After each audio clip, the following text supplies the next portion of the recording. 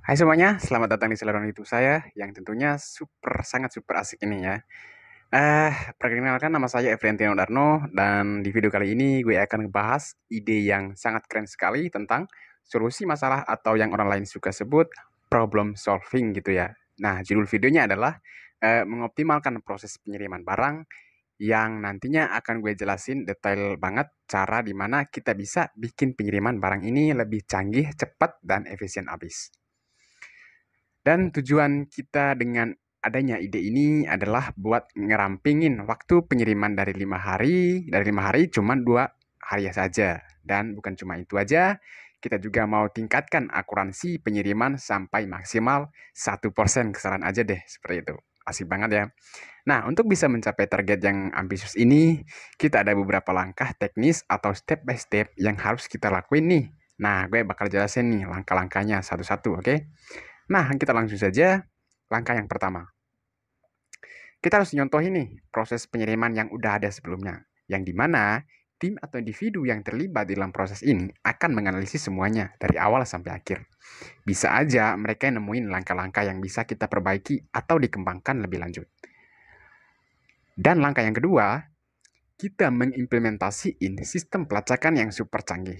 Nah, jadi kita pakai nih pasang dan atur sistem nih supaya pelanggan bisa lacak pengiriman mereka secara real time. Ide ini bakal bikin semuanya jadi lebih jelas seperti itu, transparan dan ngurangin kebingungan pelanggan gitu loh. Nah, langkah yang ketiga selanjutnya kita evaluasi dan tingkatkan rute pengiriman. Nah, tim kita bakal pakai data dan analisis buat nentuin rute tercepat paling efisien buat barang kita. Misalkan dari titik A ke titik B. Nah, kita bisa ada rute alternatif baru atau mungkin ya ngopi rute yang udah ada sebelumnya biar jadi ya lebih optimal seperti itu.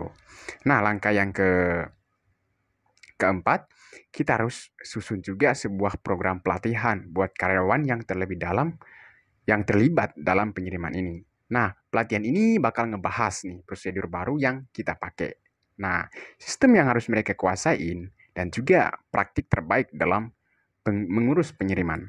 Nah, bisa jadi ya karyawan kita jadi semakin jago dan yang pasti semangat banget seperti itu.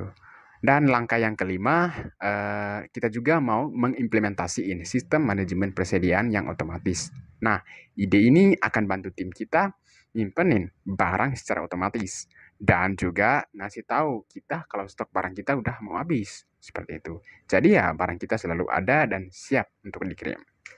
Nah, selanjutnya langkah yang keenam, kita juga mau banget optimisasi proses pengelolaan pesanan. Nah, ide ini bakal otomatisasi sebanyak mungkin proses kita supaya kita bisa hemat waktu dalam mengelola dan memproses pesanan. Nah, bisa aja nih kita pakai software atau sistem manajemen pesanan yang super canggih buat bantu kita. Langkah yang ketujuh, misalkan semuanya udah selesai, maka kita juga bakal ukur dan evaluasi performa yang udah kita lakuin. Nah, kita bakal pakai metrik yang udah kita tentuin tadi. Nah, kayak waktu rata-rata pengiriman dan tingkat kesalahan. Jadi ya kita bisa pantau terus perkembangannya dan cariin area yang masih perlu diperbaiki. Dan yang terakhir ini yang langkah ke-8, di mana kita akan melakukan pembaruan secara berkelanjutan. Ya. Di mana tim kita bakal terus ngumpulin umpan balik dari pelanggan. Nah, pantau performa kita dan ngembangin cara yang lebih baik buat proses pengiriman. Jadi ya kita bisa tetap ngasih yang terbaik buat pelanggan kita. Jadi ya itu tadi beberapa langkah-langkah yang kita bakal lakuin buat optimalkan proses pengiriman barang kita. Saya rasa dengan ide yang keren ini, saya berharap bisa benar-benar bikin pengiriman jadi lebih efisien, cepat, dan bikin pelanggan kita pada senyum-senyum puas. Oke, terima kasih banget udah nonton video gue. Dan semoga bermanfaat banget buat teman-teman yang telah menonton video ini. Semoga harimu menyenangkan banget ya.